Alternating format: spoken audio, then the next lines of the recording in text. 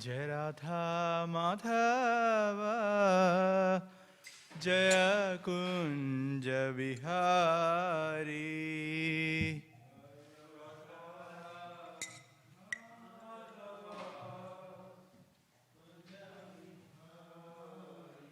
Jaya Radha Madhava Jaya Kunja Vihari.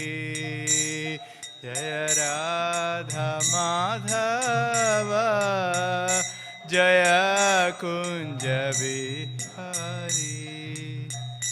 Jaya Gopi Janavallabha Jaya Girivaradhari. Jaya Girivaradhari. Jaya Gopi Janavallabha Jaya Girivaradhari.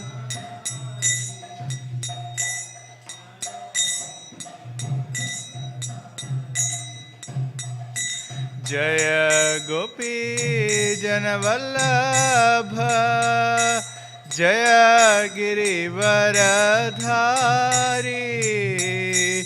Jaya Girivaradhari.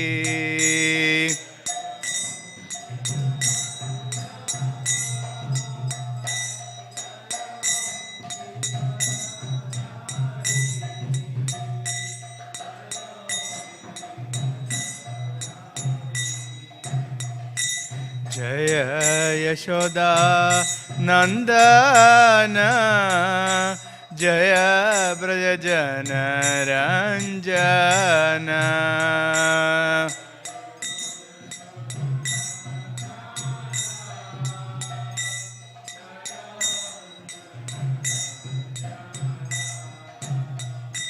Jaya Yashoda Nandana Jaya Brajajana Ranjana.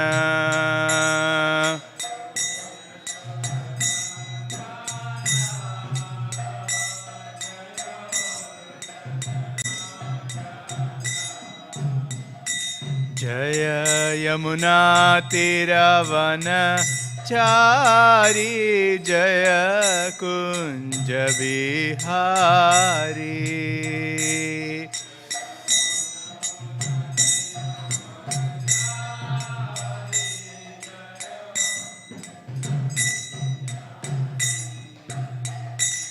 Jaya Yamuna Tiravana Chari Jaya Kunja Vihari.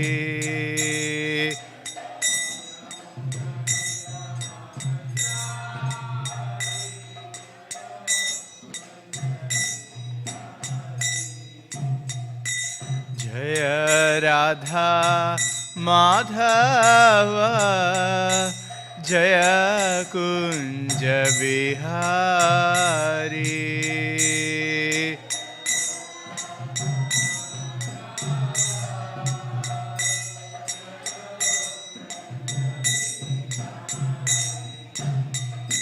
Hare Krishna, Hare Krishna, Krishna Krishna, Hare Hare, Hare Rama, Hare Rama, Rama Rama, Hare Hare.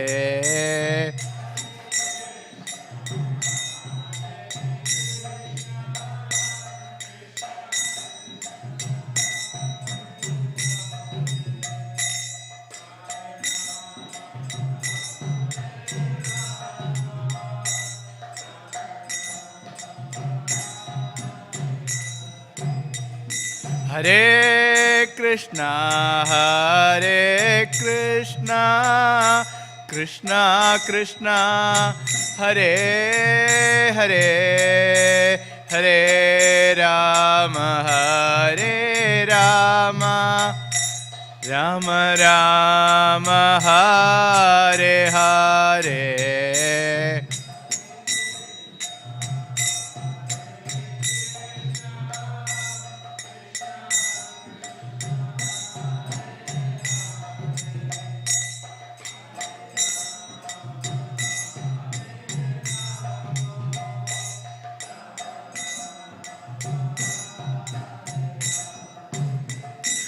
Hare Krishna, Hare Krishna, Krishna Krishna, Hare Hare, Hare Rama, Hare Rama, Rama Rama, Hare Hare.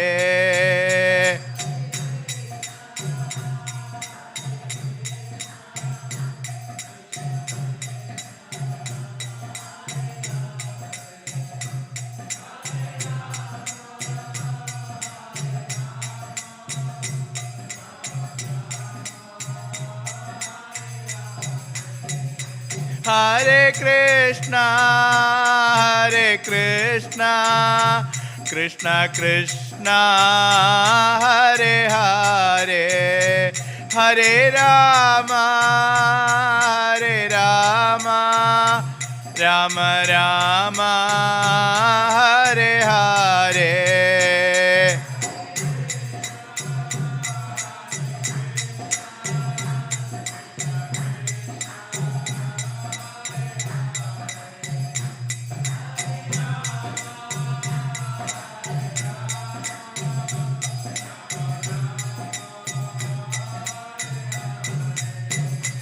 Jaya Prabhupada, Jaya Prabhupada, Jaya Prabhupada, Srila Prabhupada.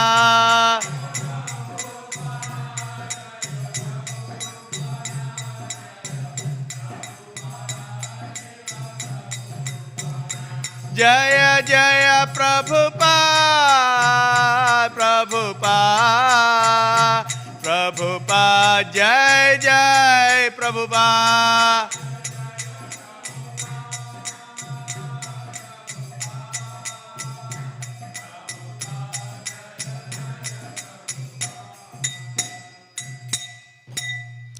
Jyom Vishnupad Paramahamsa Prabhupada Ashtottara Shadashri Śrīmad His Divine Grace A.C. Bhaktivedanta Swami Maharaj Srila Prabhupada Ki Jai. ISKCON BBT Founder-Acharya Srila Prabhupada Ki Jai. Jyom Vishnupad Paramahamsa Prabhupada Ashtottara Shadashri Śrīmad Bhakti Siddhanta Saraswati Thakur Maharaj Srila Prabhupada Ki Jai. Ananta Kodi Vaishnav Vrndesa Ki Jai. नामाचार्य Srila Haridas Thakur की जय. प्रेम से कहो जय श्री कृष्ण चैतन्य प्रभु नित्यानंद श्री अद्वैत गदाधर श्रीवासादि गौर भक्त वृंद की जय. ग्रंथराज श्रीमद् भागवतम की जय. जय निताय गौर प्रेमानंदे. Hari all glories to assembled devotees, all glories to assembled devotees, all glories to assembled devotees, all glories to Shri Guru Gauranga, all glories to Srila Prabhupada ki jai. Om Namo Bhagavate Vasudevaya.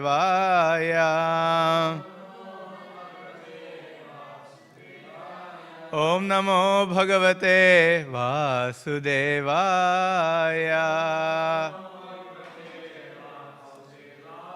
Om Namo Bhagavate Vasudevaya.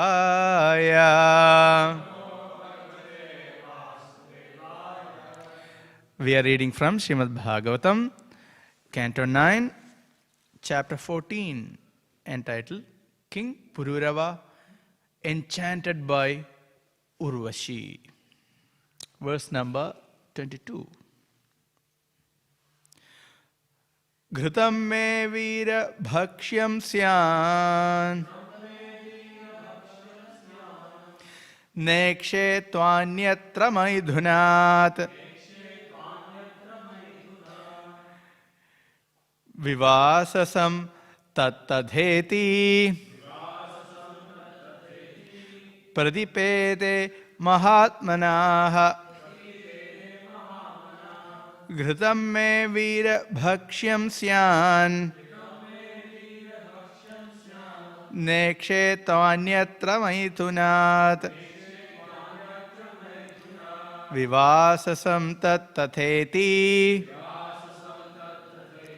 pradipete mahatmanah. Ghritam me vira bhakshyam syan nekshe tvanyatra maithunat Vivasasam tat tatheti pradipete mahatmanah.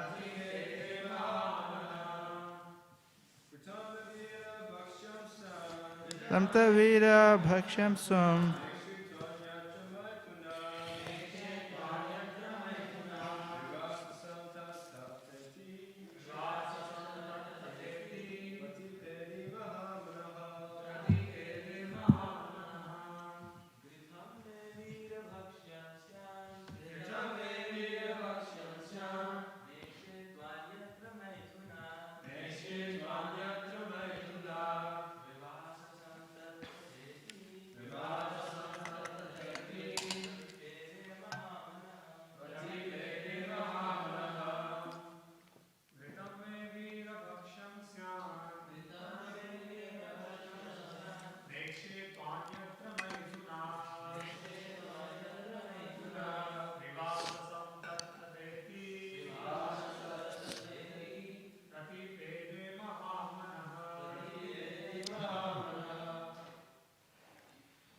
Mataji's.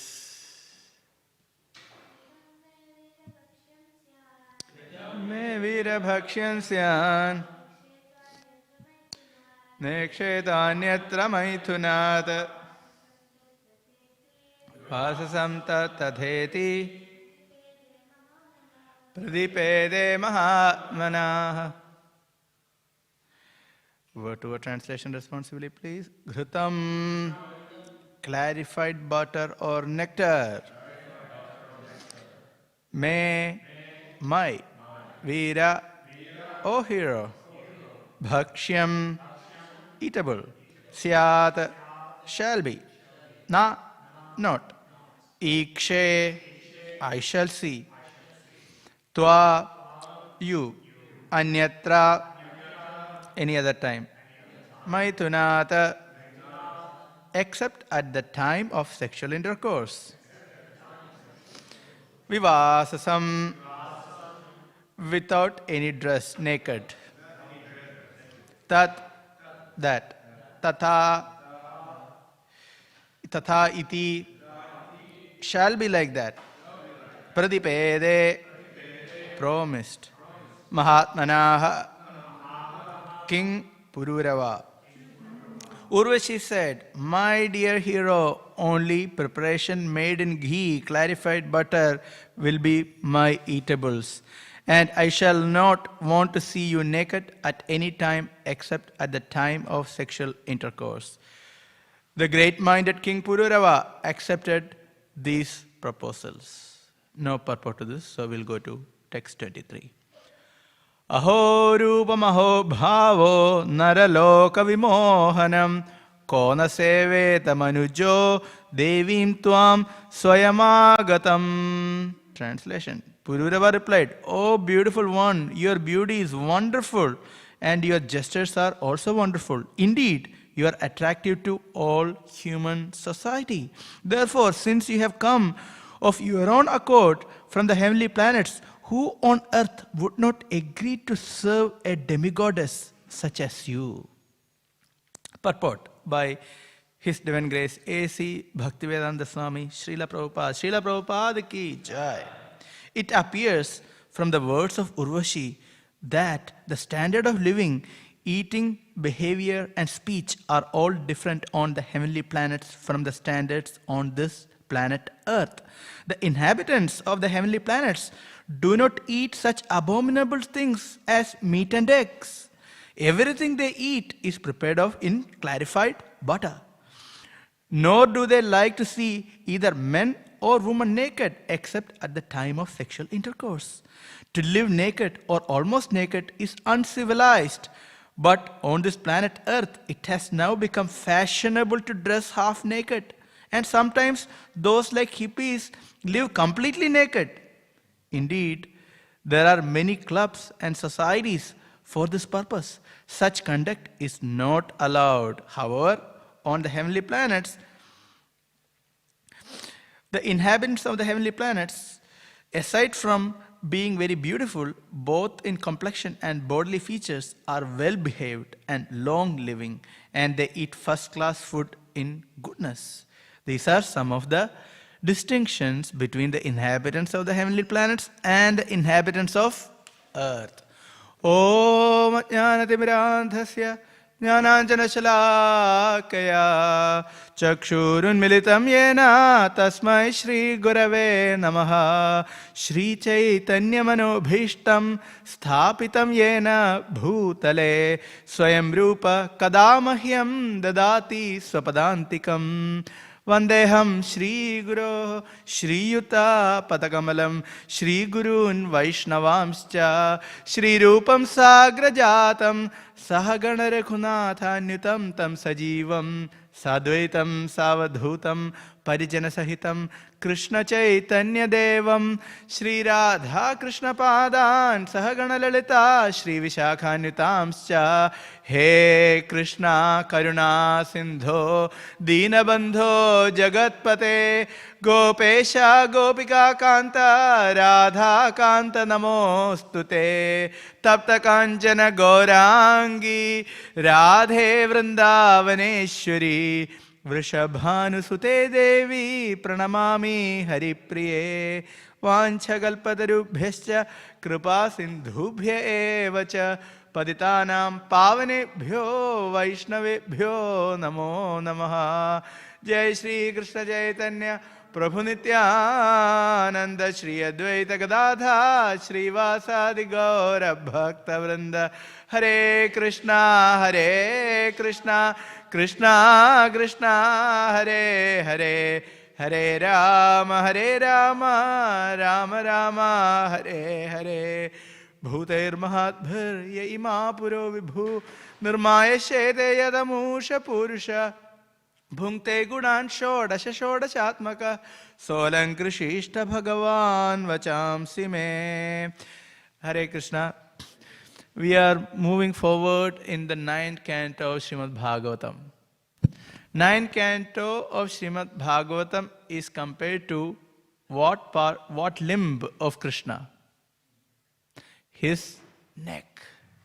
And Krishna's neck is compared to what? What is the analogy used to describe Krishna's neck? Conch shell. Kambhukantha. Kambhu means shankha, conch. Kambhukantha. And in the Damodarashtakam, we hear Trirekhanka Kantha.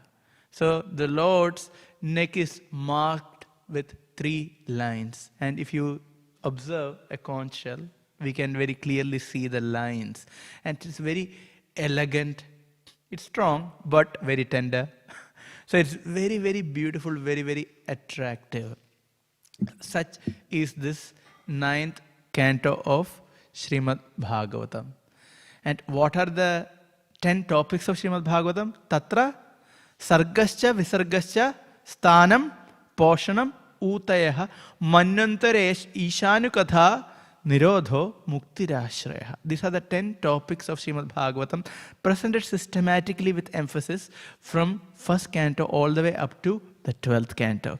Now in the 9th canto, the topic specifically emphasized is Isha Anukatha. Ishasya Anukatha. Isha Anukatha. Meaning the pastimes of the Lord are described in this canto.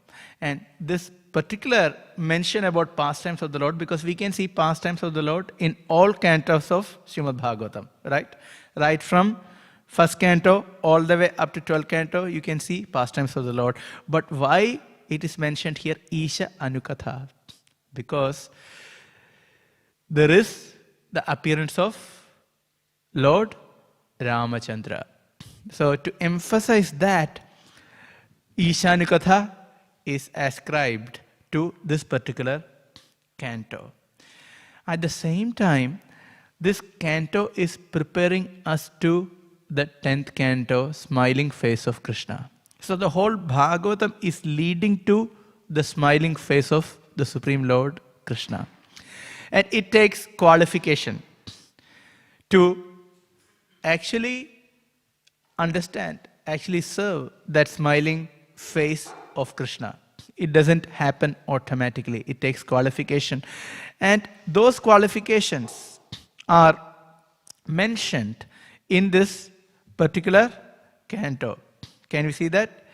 The qualifications which are given. So even from the very beginning of this canto, we can see what is mentioned in the beginning of the canto, the pastime of Ambarish Maharaj. First thing that we can learn positively from the pastime of Ambarish Maharaj is what?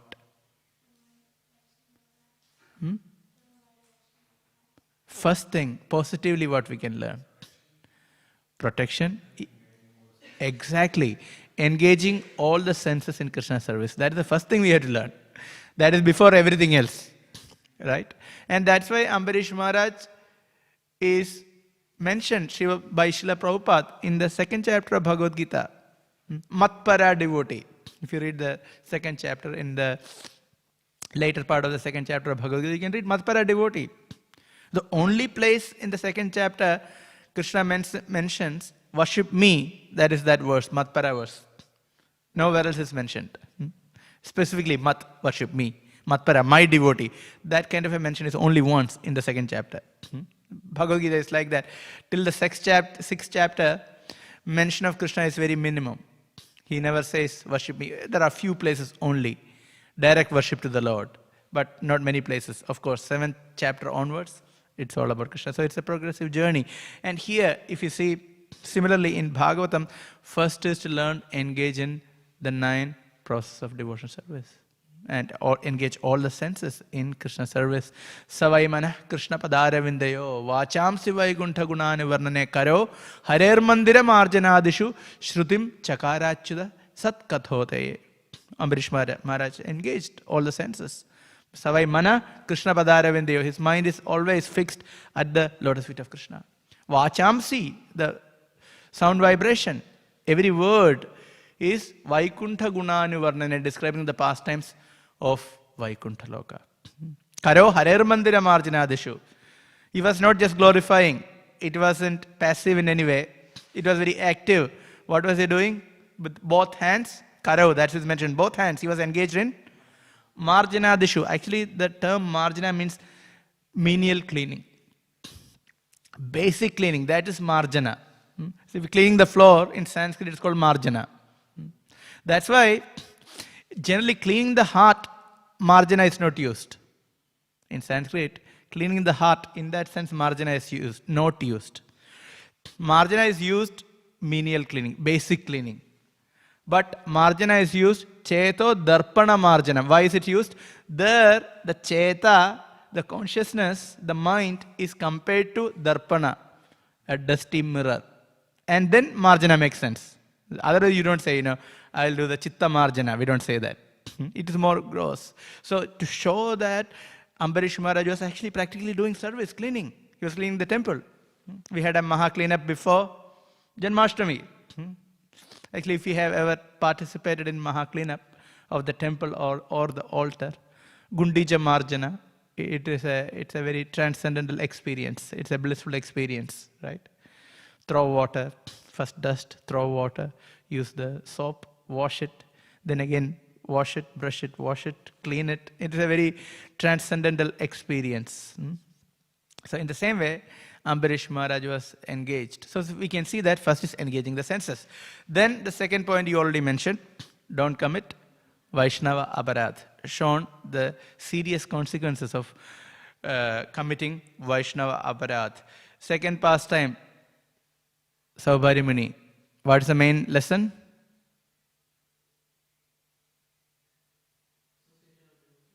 Association of devotees. Is that? What mistake did Saubhari Muni perform? Exactly, again Vaishnava Aparadh. Can you see? Again Vaishnava Aparadh. And as a result of that, what happened?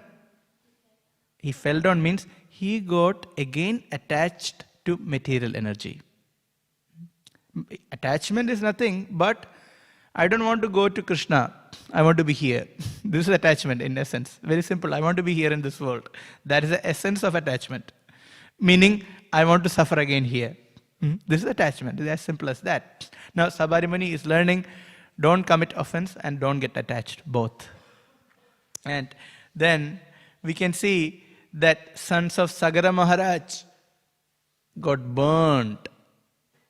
Why? Exactly. Again, a great offense. Right? They got burnt because of their own sin, their own aparadha. Kapaladev didn't do anything. He didn't burn. Very clearly mentioned. You also read in the purport. He didn't burn anyone, but their own aparadha burned them. So again, what is the lesson? Don't commit any offense, Vaishnava aparadha. So why we are taking our step to the 10th canto? If you want to go to the smiling face of Krishna, then what we shouldn't do. Lord Ramachandra's pastime, right? Ishani Katha. What are the lessons? There are many lessons, unlimited. But in this context, what can we understand?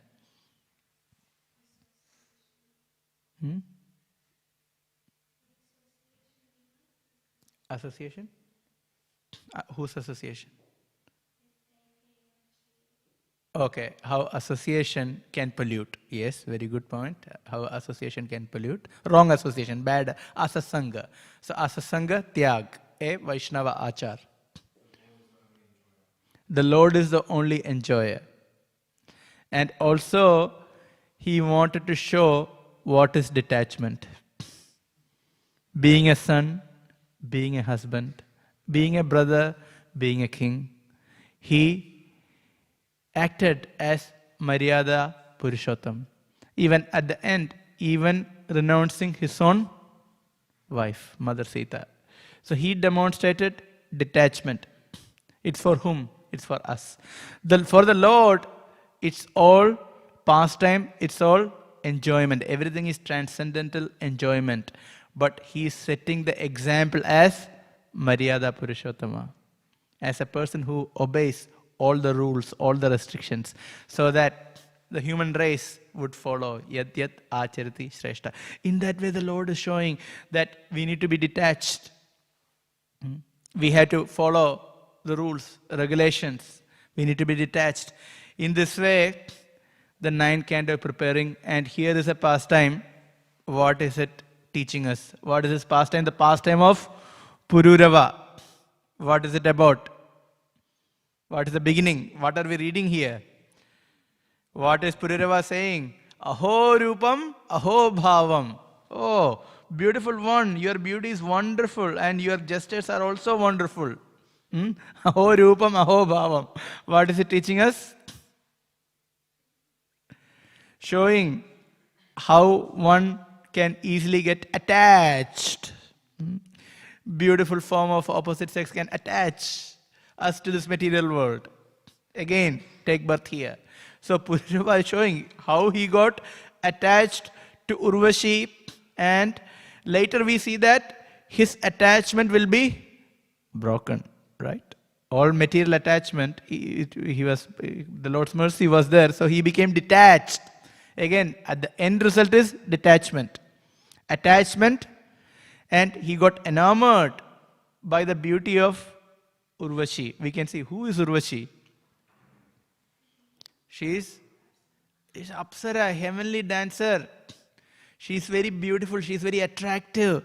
No wonder Pururava is speaking like this. Right? No wonder. There is no comparison between earthly beauties and heavenly beauties. There is no comparison. We are simply stinking people.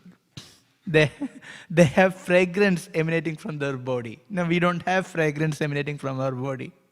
If you don't take bath, even if you take bath, still, the body is not fragrant naturally. That is not the nature of this material body, because it's not the body of enjoyment.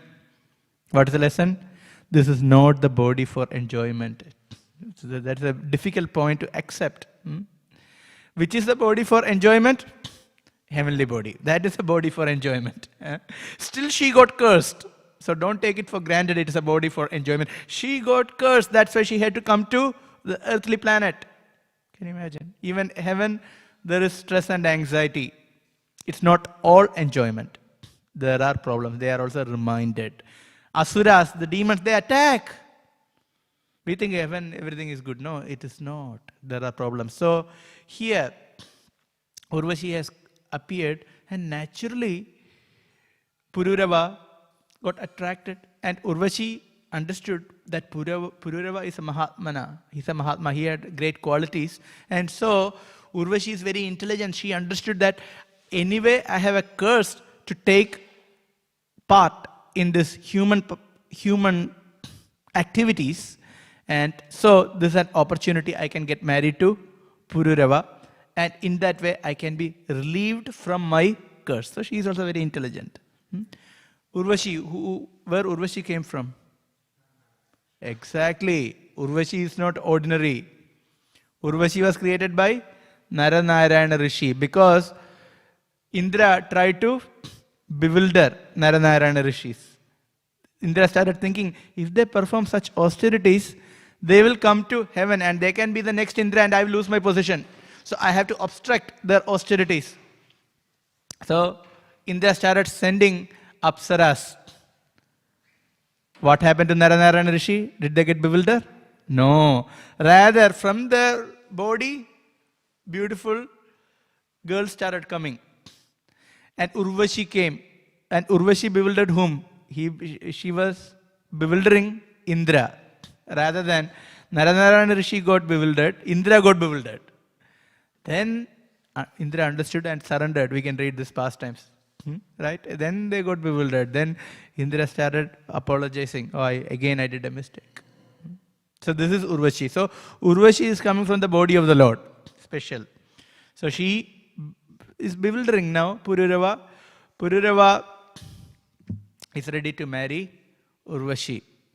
But, so we will see. So here there is an attachment. Strong bond is created. Then what happens? Materially we can be very attached. We can enjoy. But what is the end result of material enjoyment? Yes, there has to be separation. There is nothing much can be done. We have sufficient experience. We may not learn, but all enjoyments must stop at one point, cease at one point. We cannot do anything about it. Adyantavanta kaunteya. Adya antavat. There is Adya beginning and there is Anta. Beginning and end. Nateshu remate buddhaha. One who is intelligent should not enjoy. This is what is taught here. This is what is taught by the example of Pururava, because yesterday also we heard a little bit from the Aila Gita. Even in the same chapter, Urvashi is preaching to Pururava. Urvashi is preaching to Pururava because Pururava started performing austerities after the separation from Urvashi. Because Urvashi is intelligent, she put for the conditions. What are the conditions? We can read this, we will get to that. And so again see that at the point is detachment. And we need that detachment, we need to engage in bhakti, we need to develop attraction for the pastimes of the Lord, such as given by Lord Ramachandra. And then we need to be detached from matter, then we can really serve Supreme Lord Krishna, who has the smiling face. That's the reason. It's a progression. And 9 canto we can really see, because Suryavamsha, Chandravamsha, the dynasties are going on all the way up till Krishna. It is progressing. After a few chapters, it's all dynasties. There is not much to read actually. We'll just move forward. There are a lot of purports. And in the last chapter, Krishna, the Supreme Personality of Godhead, that is the entry point into the smiling face of Krishna. So that's why I think second last verse or the third last verse of this canto is actually depicting that beautiful smiling face of Krishna. The 65th verse, I think 24th chapter, Yasyananam magara kundala charu karna bhrajat kapola subhagam savilasahasam Nityolsavam natatrapu drishibhi pibandyo naryo narascha mudita kupita nimescha. Beautifully describing the smiling face of Krishna. Yasya ananam, Krishna's face. What is the speciality of Krishna's face? First is mentioned you can all understand. Makara Kundala Charu Karna. Makara Kundala. Exactly. Shark-shaped earrings. So we need to meditate on the beautiful form of Krishna. We have to. That's why we take darshan. This is how we develop attachment for Krishna. One is serving and also hearing and seeing the beautiful form of Krishna. That's why we can see the beauty of Krishna. We can drink the beauty of Krishna through eyes, if we have the right eyes. And we can drink the beauty of ears, if we have the right ears. In other words, right consciousness. Yasyananam makara kundala charu karna. Even the ears are so beautiful. Bhrajat kapola subhagam suvilasahasam. His shining forehead. Kapola subhagam savilasahasam. Hasam, what is that? Smiling face. And what kind of vilasa means? It's like a pastime in itself. Vilasa has the meaning of pastime. Vilasa has the meaning of enjoyment. So vilasa hasam, can you see, very beautifully describing the smiling face of Krishna. Nityotsavam na tatrapu. And face of Krishna is Nityotsavam. What is the meaning of Nityotsavam? Daily festival. Wow. Think about that. We had Janmashtami, we had Srila Prabhupada Vyasa Puja, we were dancing. Remember, did you dance? It was a really nice dance. We were in the very big committee, we were dancing. So it's so good, it was so nice to dance for the pleasure of Srila Prabhupada, for Krishna. And this is Nityotsavam. Every day if it is a festival, what will happen to us? Probably will die here. We cannot handle in the material body so much of work to do. Less sleep and fasting many times, right? So Nityotsavam is not for this world. Yes, it can be internally possible, but externally may not be possible. Nityotsavam. And then it is mentioned, na tatrupu drishibhi pipantyo. Here again, what is mentioned? Drishibhi pipantyo. Pipantyaha. Pipantyaha is, it's in feminine term. Pipantyaha. One who is drinking. Females who are drinking. Who are they? Who is drinking the beauty of Krishna's smiling face? Gopis. So Drikbhi, by the eyes. Pipantyo, they are drinking. But even though Pipantyaha, it's mentioned in feminine gender, still here Bhagavatam says, Naryo narascha muditaha. Naryo narascha. Nari means, who is Nari? What's the meaning of Nari? What's the meaning of Nara? Men. And Nari means woman. So it is mentioned both men and women are drinking the beauty of Krishna. It's not just only gopis, but men also. Because there is no material gender. It's nothing to do with material gender at all. So Naryo narascha muditaha. They are in bliss. And kupita nimescha. But they are very angry. Gopis, specifically speaking about gopis, they are very angry. Who are they angry at? They are angry at Brahma, because for a fraction of a moment, their eyes are blinking. And for that fraction, they are unable to see this Nityotsavam. They are unable to see the festival. So they are cursing Brahma. What kind of creator are you? Your creation is imperfect. This is the mood of the gopis. Even Gopi Gita, we can read that, right?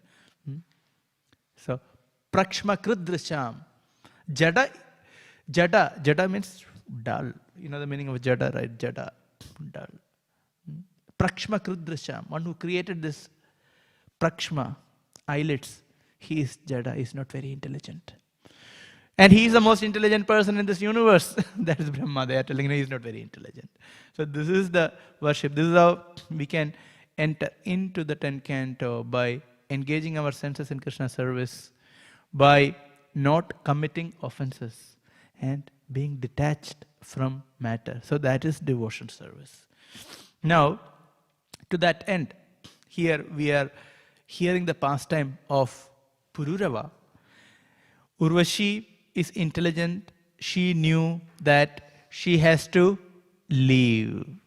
him. She has to go through the period of human life and then she has to go back. And so she put 3 conditions. What is that? Ghritam. I need food only cooked in ghee. Second, I shouldn't see you naked.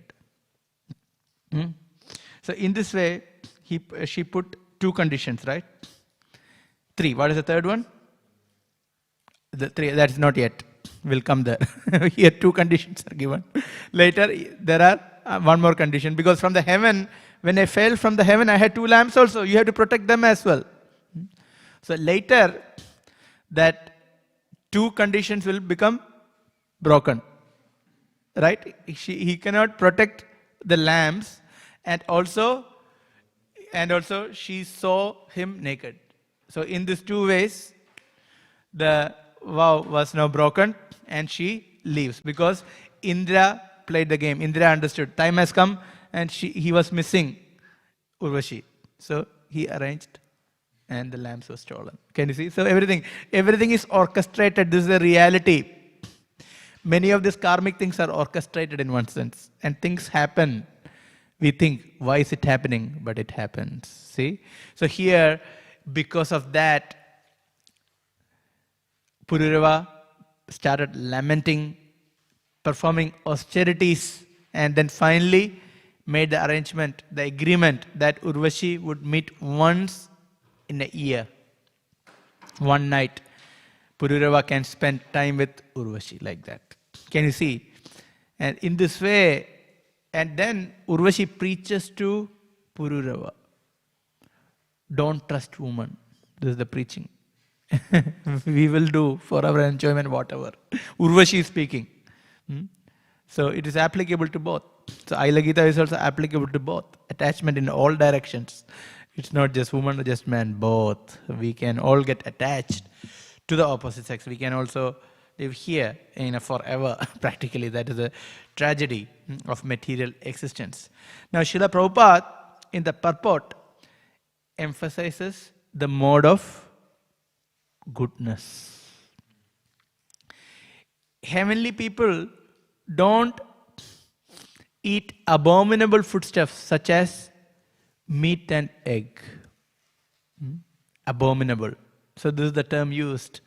And here it is the delicacy. There are so many meat delicacies. They are getting such bad karma on one level. Their mind is getting polluted. And it's affecting their own body, their own mind, their own consciousness. We don't know. So this is all the ancient cultures traditionally had eating vegetables, milk, etc. It was more plant-based, grain-based, milk-based food in many countries, if you see. Later, everything was changed. Even in China, China was actually quite vegetarian. And then they changed from vegetarianism to meat eating. And they have even studies on their health before and after. Very serious studies. And the conclusion is, as they started eating meat, their health and different kinds of problems started appearing. So in the human society, we don't even know what to eat. And it has been advertised very heavily. If you don't eat red meat, your health is going to collapse. So can you see? These are the kind of advertisements that used to be current. Still, people do that. Still, some doctors do that. At least some awareness is there at this point in time. But still, people do believe in such kind of a thing. Can you imagine? So this is the sad situation. And if you eat whatever, a meat product, say McDonald's, Hungry Jack's, they have the patty or whatever meat, and using cow's meat, what kind of sin one is incurred? It is not one cow, because everything is mixed. The meat of so many cows is right. It's all mixed. Meat of so by eating one burger with cow's meat, they are actually eating meat of maybe hundreds of cows. And this is a daily habit or regular habit. So what kind of sinful reaction that one can get? It's mentioned even eating a cow's meat, one has to take birth as many lifetimes as the number of hairs on the body of a cow. And we cannot even count the number of hairs on the body of a cow. And if you talk about hundreds and thousands of cows, what are we speaking about? This is the most difficult situation in this age of Kali. And that's why Srila Prabhupada was very compassionate. He was telling, people are going to hell. They are making their way to hellish planets and to the animal kingdom. This is the situation of this world. And that's why the mode of goodness is so important.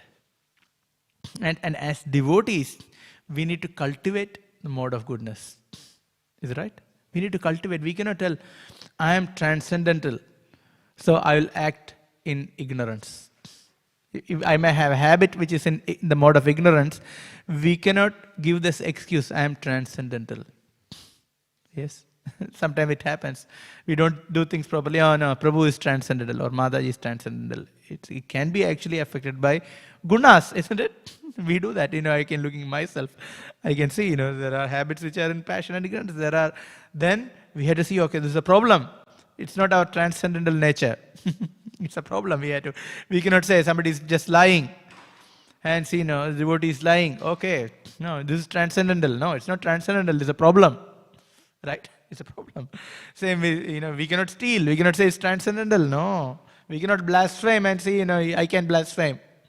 I am beyond. No, it doesn't work like that. So we have to be very careful. Late night chanting. Induced by the mode of ignorance. Late night chanting, struggling. I have done that. Struggling, right? When am I going to finish my rounds? Have you done that kind of chanting? In the late night, I have done that. So we know that mentality. It is influenced by the mode of ignorance. So we need to identify and we need to rectify. So mode of goodness is so important that if you consider this material world, if somebody is affected only by the mode of passion and ignorance, there is no possibility of escaping this material world. There is no question of peace or happiness if one is completely influenced by the mode of passion and ignorance. There is no choice. Actually, if as you go lower in terms of the modes of material nature, one's freedom is curtailed. Please think in this way. One's freedom is reduced as one is influenced by lower modes. In ignorance, there are less freedom, less choice.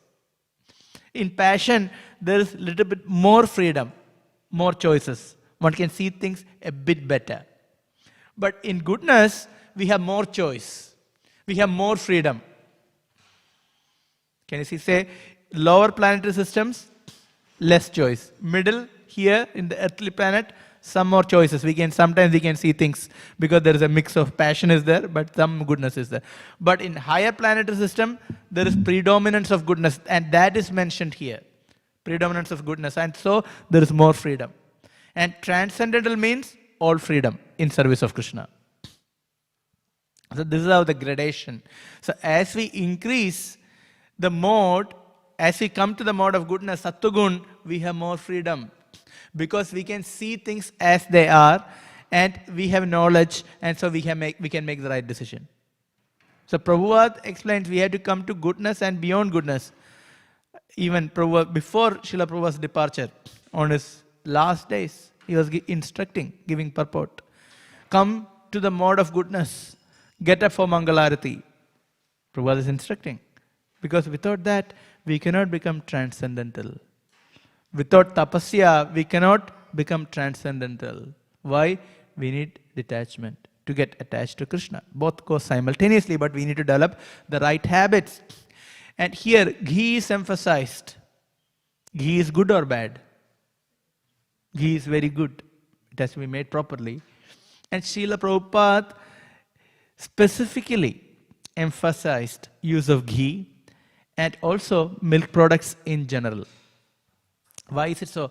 People are so conditioned with meat and other products. So to make them attracted, Prabhupada knew a higher taste is required.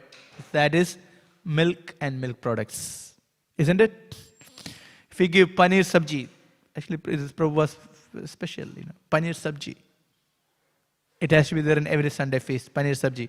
Because even meat eaters, they get attracted to paneer. So it's very important. And cooked in ghee is very important. If your health is not good, we have to take the regulated approach. But this is not for our enjoyment, of course, for Krishna. And it is for preaching purpose. And if we have the body, we can take in moderation. Using ghee doesn't mean that make it unhealthy. There is a limit to everything. There is a moderation. It's a proper way of doing everything. Even in cooking in ghee, if you are making tadka out of ghee, according to Ayurveda, if you burn ghee, you lose all the potency. If you burn ghee, you lose all the potency. So cooking in ghee is very important, but at the same time, we need to know how to cook in ghee.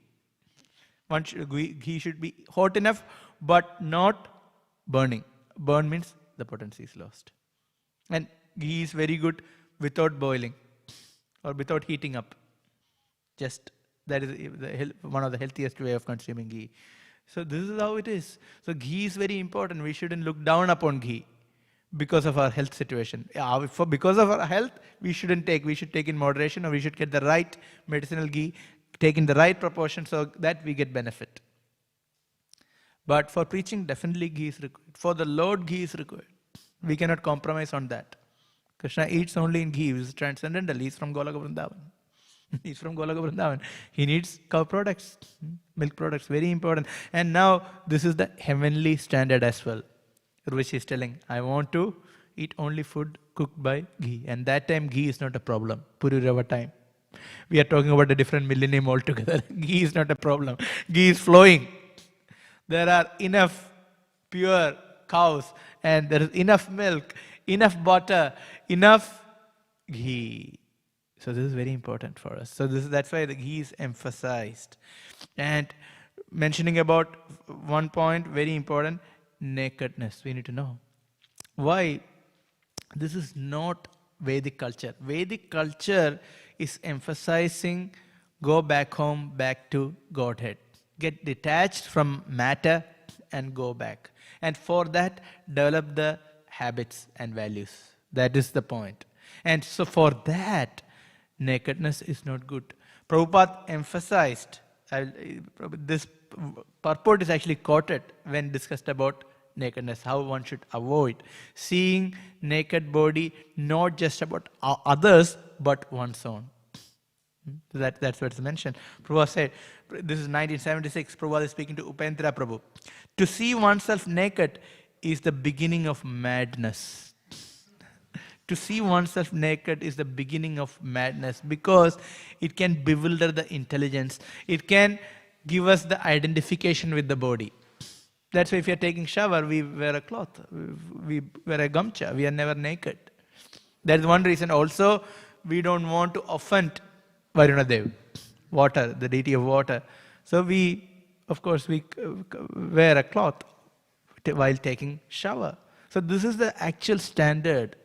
And that can help us to have a better consciousness. That can be engaged in chanting Krishna's name and also engaging in devotion service. So we are providing that conducive atmosphere. Because in passion and ignorance, life is difficult. And passion and ignorance, there is no possibility of even thinking of leaving this material world. There is no possibility. So the only opportunity is when goodness is introduced. There has to be some goodness. So this is the doorway, at least to beginning of transcendence. The springboard example we know. Jumping is difficult, but there is a springboard, it's easy to jump. That springboard is the mode of goodness. That's why the transcendental nature, sattva, shuddha sattva and sattva externally can look very similar. How the transcendentalist act and how a person in mode of goodness acts, sattva, shuddha, can look externally similar. Not always, but it can look similar. So there is such a connection between sattva and Shuddha Sattva. That's why it's a springboard. And that's why there is a need to cultivate the mode of goodness. And that is emphasized here. And that applicable to eating, sleeping, etc. Everything. And of course, if you see nakedness, one will be agitated. One can have the mode of passion very easily because that is the identification with the body. So why men and women are separated, if you sit or generally, because it can agitate it. It can agitate it. The bodily concept can come to the forefront because we are so conditioned. For a pure devotee, it doesn't matter, but for us, it does matter. We get identified very easily. So there is a reason for everything. So that's what we can see here. Now, with this I'll conclude and see if there are any questions, any comments. Yes.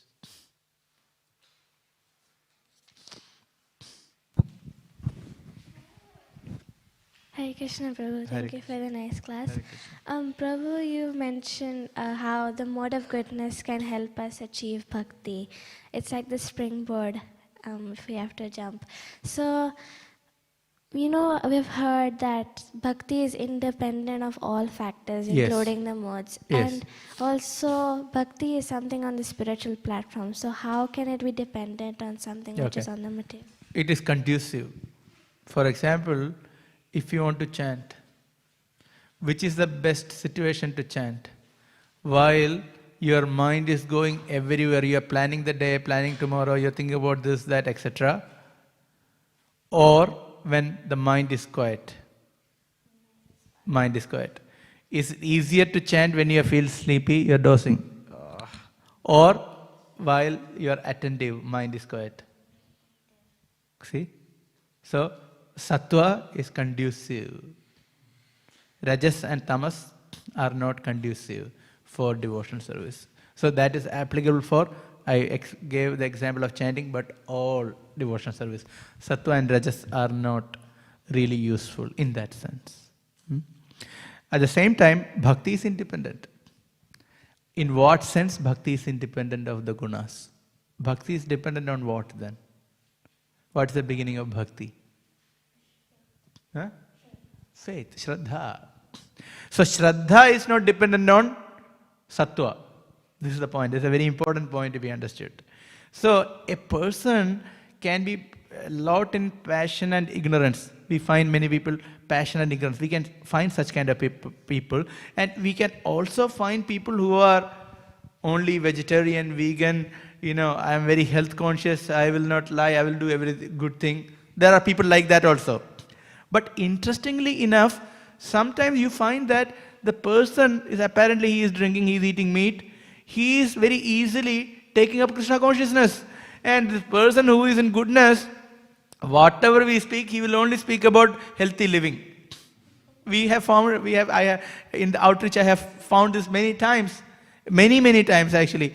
Those people are into all about health, all about goodness, all about yoga, all about postures, all about mind control. When you speak about Krishna, they don't want to hear. Everything else is good. Eating prasadam, no problem. At least it's a good step forward. But I'm saying, but no interest.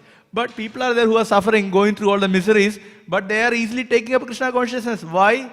What is the difference between a person apparently in the mode of goodness and a person in passion and ignorance? You answered. Shraddha. So in that way, Shraddha is independent of the mode of goodness or passion or ignorance. But having said that, if somebody remains, Shraddha is there, but if he or she remains in passion and ignorance, will he or she be able to practice bhakti steadily? No. So that's where everyone has to come up in the modes. And it will happen through the association, through the practice of bhakti. Make sense? So we can see the independence and at the same time how it is conducive. And on other level, we can also see that when one's bhakti increases, when one start practicing bhakti, one will rise about from lower modes first to higher mode and then beyond. Make sense? Thank you. Yeah. Yes.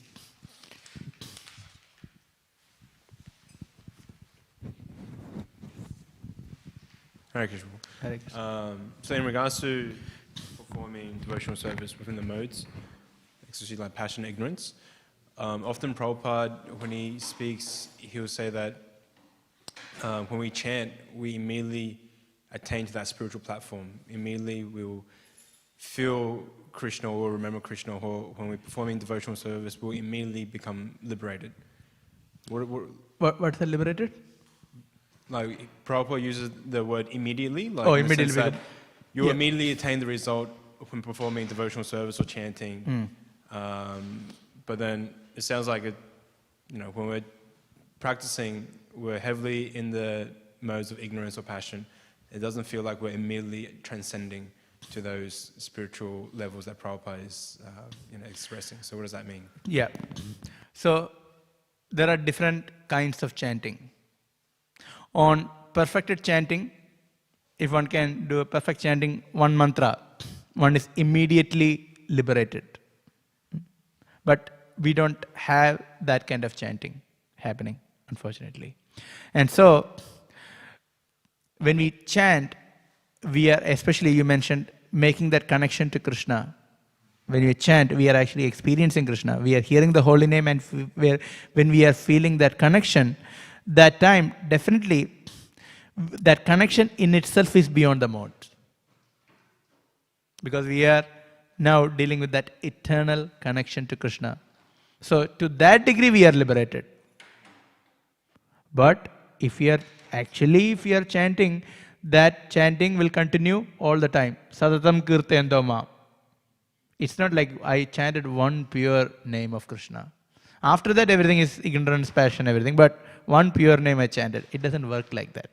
If one is able to chant pure name, then one can continue chanting pure name. Why?